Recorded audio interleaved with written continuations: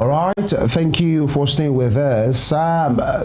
Governor Charles Chukwuma Soludo of Anambra State, who sought re-election, of course, via the banner of All Progressives Grand Alliance, the one they call Abuga in Anambra State, has been returned elected in that state, and it was quite an overwhelming one by virtue of the figures that he got, and it's quite instructive to say he is now definitely the incumbent governor, and of course he will still continue in that capacity in as much he has the mandate of the good people of Anambra State.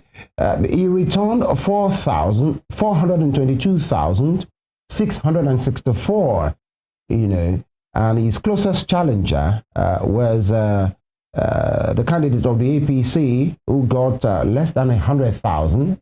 That is 99,445. And while the candidate of the YPP got 37,753, and LUP, that's LP, Labour Party, came a distant, very distant fourth. That's Mr. Mohalu, who got just over 10,000. Now, that is not just about our election. Many persons have said, by virtue of the atmosphere, that it was largely peaceful, but I didn't come without a challenge of, allegations of vote buying, huge allegation of huge vote buying that happened in that particular state. And some said everything that was done in that state was lost. And you can see the picture there. Okay, we can have that picture back. PDP, was almost nowhere to be found in that particular election that has produced, Governor Chukwuma Soludo, and that was how it ended. We have been joined this morning by political analyst and media personality Ologun. He joins us virtually. Mr. Ologun, good morning. Thank you for joining us. Good morning, and thank you for having me. All right, and the Independent National Electoral Commission has declared Soludo the winner of the Anambra Governorship election, and that is not just about it. Just like I said, many persons said it was very largely peaceful. It was almost as next to nothing, the report of violence in that particular state. But the big elephant in the room is the issue of vote buying. And Abga of Soludo Chuku, 99,445. And here we are this morning with the information available to you as an critical stakeholder. You've observed elections for years. With this particular one, how will you describe the conduct, the process, and of course the final result declaration? All right, thank you very much. Strangely, I was not in Anambra for that election because of other assignments. But I had members of my organization, the society group, that were on ground as a monitor or election observers in that election. And of course, we've been having interface on different platforms through which we've exchanged information and reports of what transpired in Anambra State. But for me, if anybody had thought that the result of that election was going to be different from what we had, maybe that person does not understand the political dynamics of elections in Nigeria, especially when it comes to permutations and under table signings that might have transpired, with of course traces that could link one to the facts of it. Look, for me, I was expecting that Soludo would win with a higher margin in that election. Less than just about 420,000 votes in that election wasn't it for me. I was expecting that Soludo would pull up to about 600, 700,000 if one was to go by the claim of the INEC that over 90% of voters' cards were collected in that election. That is verifiable. INEC claimed that over 90% of voters' cards were collected before the election. And if you juxtapose that with the number of registered voters in that election, one would have thought that the winner will pull up to about 700 to 800,000 in that election, and not the 420 that Soludo won with.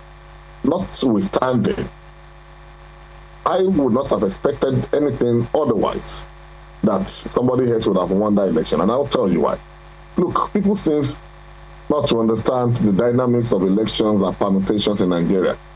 If you go through the trajectory or the history or the background of Shukuma Soludo, for those who might not remember, this was someone who was one of the longest serving central bank governors in the history of Nigeria at a very young age. I think he was just about 40-something, 48 or thereabouts, when he became the governor of the central bank. And of course, according to economists and those who rate people, he is rated as one of the brightest and one of the... We're losing your audio, Mr. Ologun. If you can please speak up.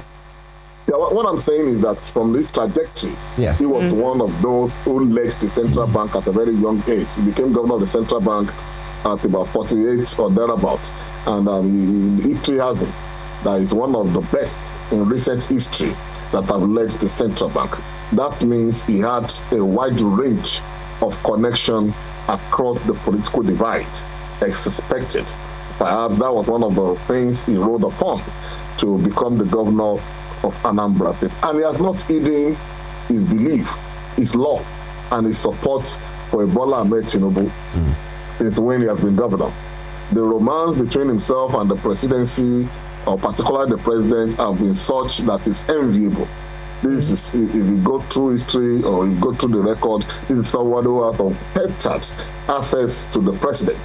And even shortly before that election, despite the fact that it belongs to APGA, like they call it in the East, which has been believed to be the party of the Easterners, despite the fact that even the Easterners have been adjudged to be Obi supporters substantially, he didn't hide it. He went ahead to announce publicly to the whole world that he was supporting Tinubu for a second term. He endorsed Tinubu and confirmed that Tinubu will be his choice and the choice of his people for a second term. That tells you that politically there has been some sort of alignment, even though it is not written, even though it is not something that you can bring to the open and say this is where the dotted lines is signed on. But for a sitting governor of a different political party to have endorsed the incumbent president of another party and announced that it will be his choice for a second term in office as president of the country, not minding if his own political party would eventually have a presidential candidate or not, it tells you that some sort of agreement or alignment must have been entered into. And that's why there was a headline banner some days ago that there was confusion in the presidency as to who to support, Shukuma Soludo or the candidate of the APC. But of course, the result of the election have confirmed where the pendulum has eventually swung. At least we can confirm now that the presidency probably sponsored or supported the re-election of a Shukuma Soludo in Anambra. And that explains why, despite the fact that we had huge vote buying, the value of votes in Anambra dropped. Don't forget, in previous elections, votes cost as much as 5,000, 7,000, in some places 10,000, 15,000. In the last election, reports that I have read on the civil society platform and the election observer group showed that even though there was huge vote buying, the votes were not valuable enough to have attracted huge financial reward. Votes sold in Anambra in the last election was little as 1,000, 2,000. It's only in an election that is not competitive that politicians buy votes with such small value. If the election were to be competitive, why one is buying votes for 5,000, the other one will raise the stake to 7,000, the other one will increase the stake to 10,000. That is how the value of votes is reached in a competitive election. But in the case of the last Anambra election, it was not a competitive one. And that is why, even though it was condemnable that there was vote buying at all, the votes were not valuable because it went for as low as 1,000, 2,000. And that explains to you that the election was probably won before it was even conducted. All right, Mr. Ologun, let's talk about some of the highlights of the election now, the process. Right here, you talked about the victory in general and what led to that. But here on the Nation newspaper, Soludo'S says, my victory means elections getting better.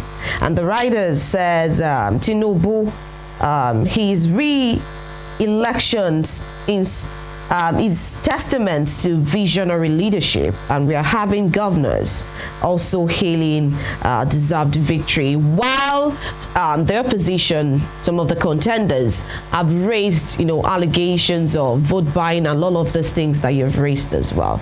Would you say truly, after all is said and done, after all of the consultations that you've had, with all of the facts that are available to you, that this election means that elections, this victory or the result means that elections are actually getting better?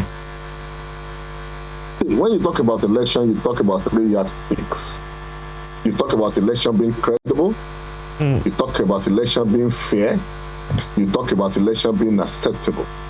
So if we are to put the election in Anambra over the weekend on these 3 yardsticks, let's look at the credibility of it. If you talk about the credibility of that election, you might say that election, judging from Anambra's scenario, is getting better. Getting better in terms of credibility. That is because people came out to vote, casted their vote, the votes counted, without much ado about insecurity, fighting, ballot box being snatched, voters being harassed, Nigerian police or civil defense or those in charge of security harassing voters and all of that. If you look at it from that perspective, then you would say that election was credible. But if you want to look at the fairness of the election, how fair was the election, then that is where you begin to consider what we call vote apathy. If you consider the total number of votes in that election, and you compare it to the total number of registered voters, there is no fairness in that, because the election recorded slightly above 40% of the total number of registered voters that participated in that election. That shows that the people are not yet showing so much enthusiasm about the electoral process. For whatever reason, one might think, okay, the remaining 50-something% who had voters card and enough votes in that election, if they had voted, maybe their votes would have made a total difference. Maybe they would have voted in a different pattern. Maybe the candidate of another party might have won that election. And so you might say, oh, maybe there was not so much fairness in the process of the election. Maybe you consider voters apathy. So you consider the fact that in some places the terrain was not good enough to vote. Then you now talk about the acceptability of that election. Look, the fact, they are called opposition for a reason. The fact that opposition parties are not accepting the results of that election does not change the fact that an election was held and a winner emerged. For whatever reasons they chose not to accept the results of that election, of course I can guess. They will tell you, oh, there was voters apathy, or they will tell you election materials did not arrive in some places on time, or election closed earlier than stipulated time in the electoral guidelines, and that is to the advantage of one person or the other. Irrespective of all of those excuses that I assume will be the reasons why other parties are claiming that the election was not acceptable to them, it does not change the fact that INEC, who is the umpire in that election, had declared a winner based on the number of votes recorded. And if anybody feels otherwise, it can only be tested in court. So in terms of credibility, yes, credible. In terms of acceptability, maybe no, because the other parties are claiming it's not acceptable. Maybe in terms of fairness, it is neither here nor there. Would you still say that it was credible indeed? Because there was a video that alluded to the fact that at Ihiala Amamu Ward 8, there was no result sheet as people were casting their ballot. There was no result sheet on ground. How would you say that was a credible election? Look, the credibility of an election does not mean 100% adherence to the rule. It's just like you're writing an exam. If you're going to an exam and you score 65% or 70% from grading, you probably scored an A. That doesn't mean it was absolute. So you don't expect that even in the United States of America, that is the state symbol or the yardstick for election, particularly in Africa, they don't have it all good. They don't have it all fair. They don't have it all without an itch. So the fact that there were slight itches in one or two places, which does not affect the overall grading of the election, does not mean it was not credible. And look, election results not available at a polling unit. You said the word now. A result sheet not being available at a polling unit does not mean that it has effect on the overall election. Look, when you finish election in the polling unit, what you do or what the NX rules stipulate is that you count one by one with the polling agents of each political party being present. 1, 2, 3 for whatever party, and then you announce that in this ward, APC has this number of votes, PDP has this number of votes, APGA has this number of votes, LP has this number of votes. It is only after the announcement that you now enter it into a result sheet. So if the result sheet was not available as at that period, either of two things might have happened. Number one, sabotage might have occurred. Number two, it could have been human error. Maybe when the electoral officers were packing materials for that particular unit or for that particular ward, the result sheet was not packed along. But that doesn't mean people did not vote there. That doesn't mean the result was not announced there. But that result was not acceptable because as much as it is not entered into the result sheet, it is invalid because INEC will only deal with results entered into the result sheet for onward collation. That means results in that ward or in those units are just a waste. But that does not mean that overall, because there were hitches or result issues in one unit or in a ward, it does not invalidate the total result of the election, and that does not make it uncredible. All right. You talked about the voter apathy, which actually used to be a thing in the southeast, especially in Anambra State, as the last election. As far as percentage is concerned, of the same Chukwuma Soludo, the election that brought in him, it was less than 10% of, the number of people that collected their PVC. It was as bad as that. Now, some have said, head or tail, this seems like an improvement because it was like approximately 40% of the people collected their cards, or even those that were accredited came out for voting on that day. Now, the total number of 298 votes, was cast in that election. 584,054 were valid, while 11,244 were rejected. And that was just the way it went in that particular place. Now, talking about vote buying, Temitope talked about a particular place that, I think we have that video, if you can just put it up, in which a certain person went into a particular polling unit and was asking questions. Yeah, this particular one, which has gone viral. I was asking, how about the things that you guys have here? Where's the result sheet? The person in charge said it wasn't ready. After being proved, and I think the crowd was becoming agitated, she had to say, somebody somewhere said, SPO. He is the SPO, thank you. He is bringing the result sheet. And who does that? In fact, the first question is, this particular individual, who is he? Actually, in what capacity is he doing this? Is he an observer? If he's an observer, he's not wearing any tag. Was he wearing anything that he would be recognized by? But then he asked that valid question. So the thing is, people were just gathered here. They were voting without, where the total vote would be and the result sheet. And that was the way. So many persons could easily infer that maybe that result sheet is being pre-filled somewhere, and it will now be brought to this particular polling unit. That's on one side. There is another video, actually, in which people are seeing, and that, gives credence to what he said earlier, that, and these are very insane things. I mean, insane in the fact that when we are talking about vote buying, it seems it has come to stay with us, unfortunately, because you talked about the the worth of a particular vote. Normally, a vote should be priceless. Actually, it should not be commodified. But this is the reality. We used to hear 5,000, 10,000 naira, and 20,000 naira. In this particular place, in this video, what they were being given is one sachet of gala, one bottle of malt, a can of malt, and maybe 1,000 naira, because I think that's 1,000 naira per person. And it is the sad reality, what we are saying. And it gives credence to what you said, you know, by those who will ordinarily transact vote buying and, of course, vote selling. It has gone this low.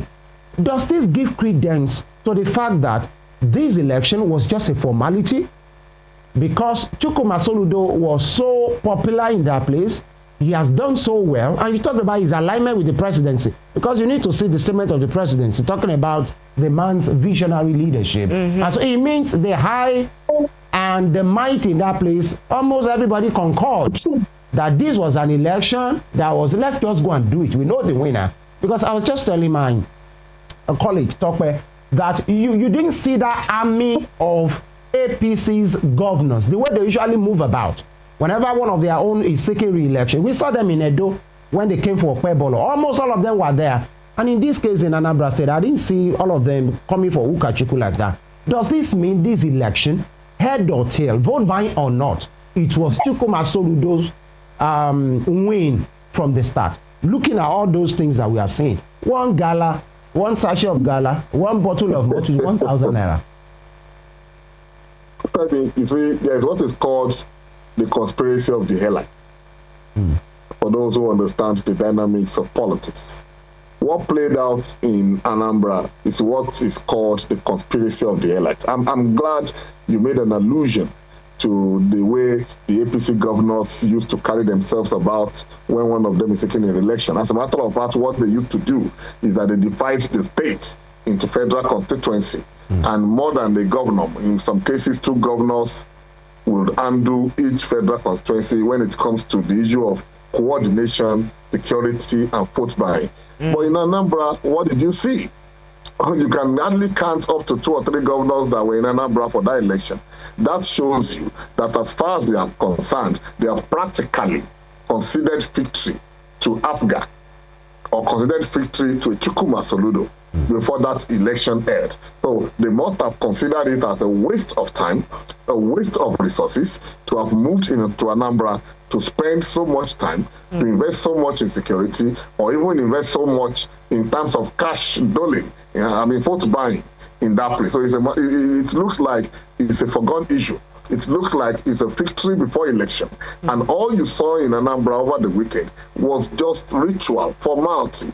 Of course, by the virtue of the provision of our constitution, election must be seen to have been held, votes casted, and the winner declared. Or else there would not have been a governor for another term. So what you saw in Anambra for me was more of a formality. Let's just do it because the law says it must be done. And if it is not done, it will not be valid. So what happened in Anambra was simply a validation of victory already conceded, or a victory already given in Anambra. And that is why the election value becomes so worthless. Look, for as long as we live in this nation, and people do not understand the enormity of the power embedded in their tongues on the day of election, as to how to use that vote to determine the trajectory of their future, how to use their vote to determine the trajectory of leadership, how to use their vote to determine what happens to them as the people going forward. We will continue to have this problem of the people who sees their vote as the next meal ticket.